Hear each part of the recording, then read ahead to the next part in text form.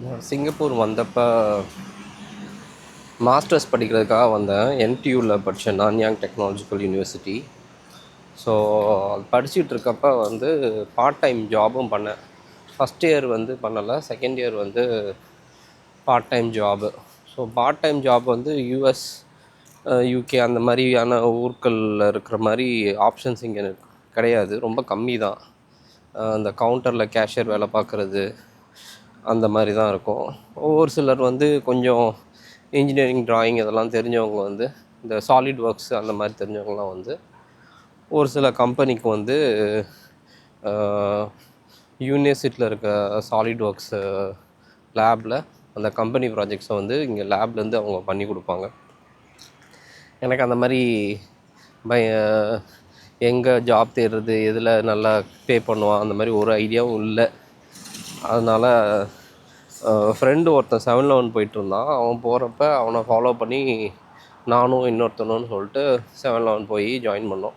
7-Elevenல் இப்போ பார்த்தீங்கன்னா 1 ஹவருக்கு வந்து $4, $4.5 $4 அந்த டைமில் வந்து பார்த்திங்கன்னா $100 ஒரு மணி நேரத்துக்கு. இதுதான் அங்கே கொடுத்த சேலரி.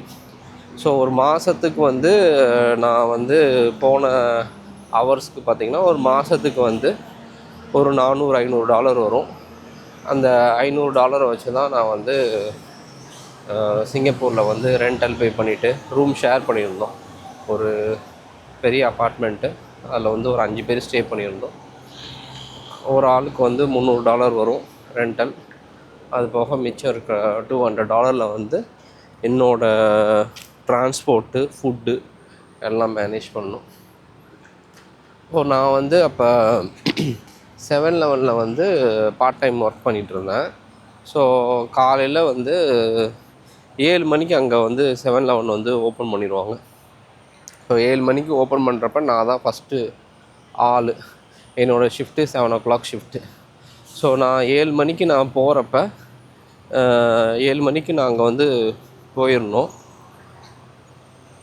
நான் வந்து வீட்டிலருந்து ஒரு 6 மணிக்குள்ள கிளம்புனா தான் நான் வந்து அங்கே ஒரு 7 மணிக்கு போய் சேர முடியும். நான் கிளம்புறதுக்கு எப்படியும் ஒரு 6:15 ஆயிரும், ஒரு 3/4 மணி நேரம் டைட்டாக. 6 மணிக்கு கிளம்புனா கரெக்டாக போகலாம். அங்கே இன்னொன்று வந்து என்னென்னா, நான் 7 மணிக்கு வந்துட்டேன் அப்படின்றதுக்கு எப்படி ரெஜிஸ்டர் பண்ணுவாங்கன்னா, நான் 7 மணிக்கு வந்த உடனே நான் 7 மணிக்கு வந்து கவுண்டரில் போய்ட்டு ஒரு பனானா அப்படின்னு சொல்லிட்டு என்டர் பண்ணிடணும். ஸோ அந்த 7 மணிக்கு நான் எத்தனை மணிக்கு நான் என்டர் பண்ணுறேனோ அதுதான் என்னோடய டைமின் கணக்கு.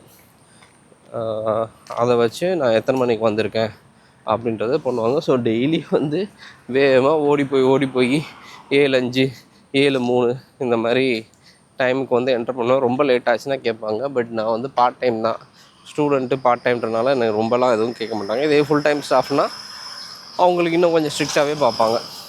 ஸோ இந்த மாதிரி டெய்லி வந்து நான் என்னென்னா, வீட்டிலேருந்து ஒரு பஸ்ஸு 179 அந்த பஸ்ஸை பிடிச்சி வந்து பக்கத்தில் இருக்க எம்ஆர்டி ஸ்டேஷன், பயனியர்ன்ற எம்ஆர்டி ஸ்டேஷன் போகணும்.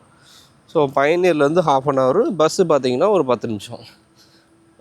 ட்ராவல் டைமே வந்து இப்போ ஒரு 10 நிமிஷம், அப்புறமேட்டி ஒரு 5-10 minutes வந்து வாக்கிங் டிஸ்டன்ஸஸ் வரும்.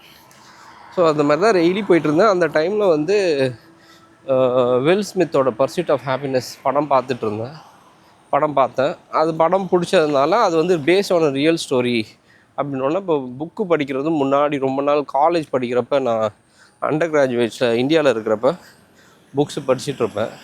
இங்கே சிங்கப்பூர் வந்ததுக்கப்புறம் படிக்கவே இல்லை. அப்புறம் பர்சூட் ஆஃப் ஹாப்பினஸ் பார்த்தோன்னே, சரி இது வந்து இது ரியல் ஸ்டோரியாமே, இந்த இது புக்கை வந்து நம்ம படித்து பார்க்கலாம் அப்படின்னு சொல்லிட்டு பார்த்தா, என்டியூ லைப்ரரியில், காலேஜ் லைப்ரரியிலே வந்து பர்சூட் ஆஃப் ஹாப்பினஸ் புக் இருந்துச்சு.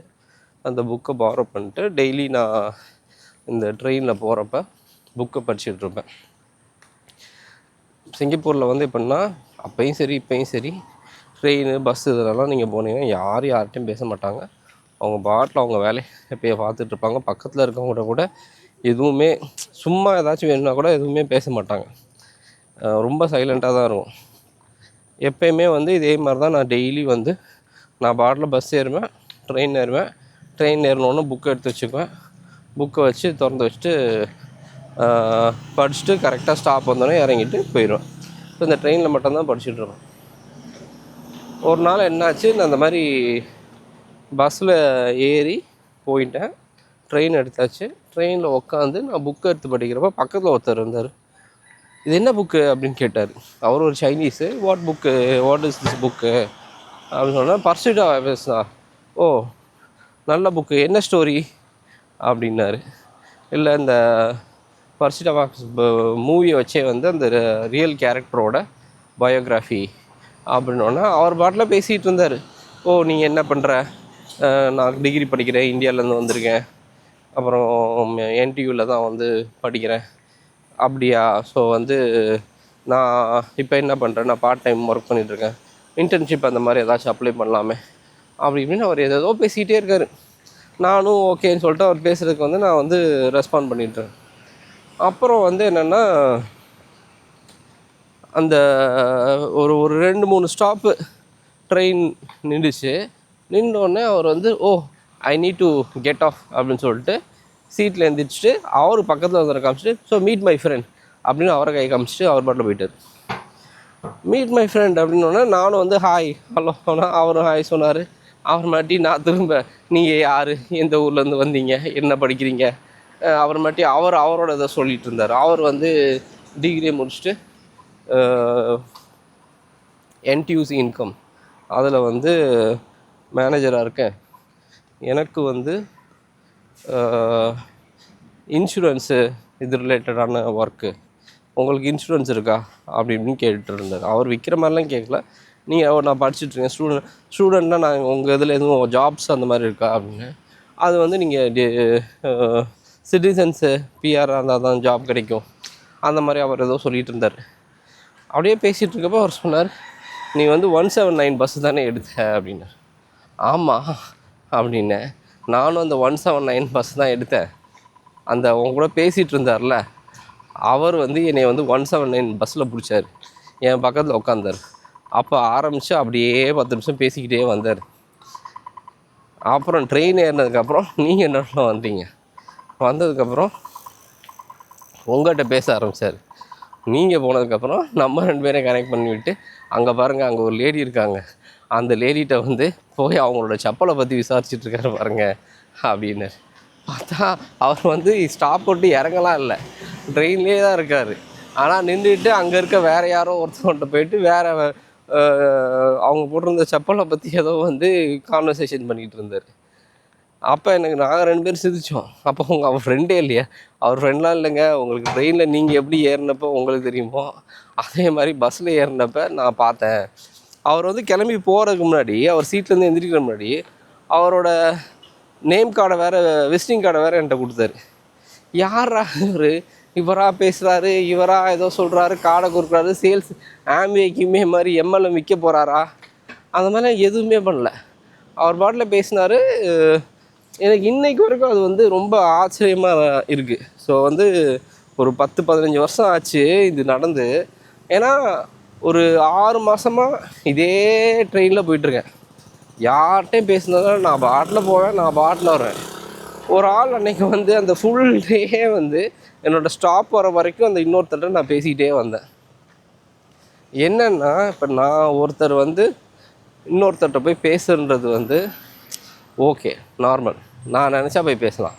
ஆனால் நான் வந்து இன்னொரு 2 பேரை வந்து சம்மந்தமே இல்லாத ஒரு 2 பேரை பேச வைக்கின்றது வந்து ஒரு ஒரு தனி டேலண்ட்டு. ஸோ அந்த விஷயத்த வந்து ஒரு எக்ஸ்டர்னல் ஆள்னால் ஒரு ஆள் நினச்சாருன்னா இன்னொரு 2 பேரை சம்மந்தமே இல்லாத ஒரு 2 பேரை கனெக்ட் பண்ணி பேச வைக்க முடியுன்றது எனக்கு பயங்கர ஆச்சரியமான ஒரு விஷயம். இப்போ வரைக்கும் அவர் யார் என்னன்னே தெரியாது. நான் அவர் நம்பர் அவர் நேம் கார்டில் இருந்த, விசிட்டிங் கார்டில் இருந்த நம்பருக்கு கால் பண்ணணுன்னு நினச்சதும் இல்லை. அவர் ஏன்னா யாருன்னே தெரியாது. அப்புறம் ஒரு வருஷம் இருக்கும். 1 வருஷம் கழிச்சிட்டு நான் ஜாப்லாம் தேடிட்டு இருந்தேன். அப்போ சரி, இவருக்கு என்ன யார் தான் பார்ப்போம்னு சொல்லிட்டு எனக்கு வந்து அப்போ யார் தெரியாத ஆள்கிட்ட பேசுகிறது, கால் பண்ணுறது, இதெல்லாம் வந்து பயங்கர ஒரு பயமாக இருக்கும். அதனால் எதுவும் கான்டாக்டே பண்ணாமல் இருந்தேன். 1 இயர் கழித்து கொஞ்சம் சரி கால் பண்ணி பார்க்கலாம் சொல்லிட்டு கால் பண்ணேன். கால் எடுத்தார். எடுத்துகிட்டு ஓ, நான் வந்து ஏதோ வந்து கன்சல்டிங் ஜாபு ஏதோ ஃபைனான்ஸ் கன்சல்ட்டிங் அந்த மாதிரி ஏதோ சொன்னார். சொல்லிவிட்டு நான் ராஃபிள்ஸில் தான் இருக்கேன் பார்க்கலாம் அந்த மாதிரி ஏதோ சொன்னார். அப்புறம் நானும் திரும்ப எதுவும் காண்டாக்ட் பண்ணல. அதுக்கப்புறம் வந்து திரும்ப நான் சரி அவர்கிட்ட மீட் பண்ணி எனக்கு அப்பப்போ இந்த மைண்டில் வந்து இந்த ஆச்சரியம் வந்துக்கிட்டே இருக்கும். ஆமாம்ல இப்படி ஒரு ஆளை பார்த்தோம்ல அப்படின்ட்டு. ஸோ அவரை காண்டாக்ட் பண்ணேன். அதுக்கப்புறம் அது காண்டாக்டே பண்ண முடியல. பர்சூட் ஆஃப் ஹாப்பினஸ் புக்கை படிச்சுட்டு இருந்தப்போ இந்த மாதிரி வந்து ஒரு கம்யூனிகேஷன். ஸோ இப்போ யோசித்து பார்த்தா இப்போ எனக்குமே நான் வந்து ரேண்டமாக யார்கிட்டையுமே வந்து பேச மாட்டேன். இதில் யார்கிட்டையாச்சும் ஏதாச்சும் கேட்கணும்னு தோணாலும் அதை சொல்ல மாட்டேன். ஆனால் இதெல்லாம் வந்து என்னென்னா ஒரு கான்வர்சேஷன் ஸ்டார்டர். உங்கள்கிட்ட அவங்களுக்கு பிடிச்சது ஏதாச்சும் ஒன்று அவங்கள்ட்ட பற்றி கேட்டிங்கன்னா அவங்களே பேச ஆரம்பிப்பாங்க. ஸோ ஒரு ஆச்சரியமான மனிதர், ரேண்டம் ஸ்ட்ரேஞ்சர்.